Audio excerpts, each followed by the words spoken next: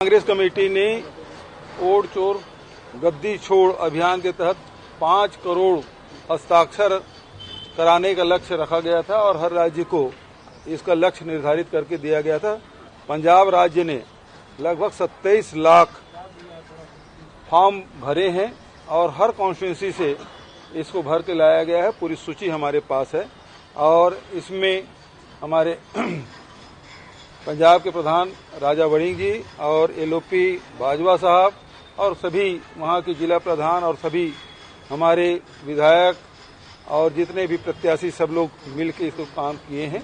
सबको बधाई, शुभकामना। और आज एक समारोह पूर्वक कार्यक्रम में अखिल भारतीय कांग्रेस कमेटी के हमारे जनरल सेक्रेटरी हैं ऑर्गेनाइजेशन, उसको हैंड ओवर किया गया है आदरणीय वेणुगोपाल जी को। और मैं स्वागत भी करता हूं कि राजस्थान के अध्यक्ष जी भी हैं, दूसरे हमारे महामंत्री असम के प्रभारी साहब भी हैं, हरियाणा के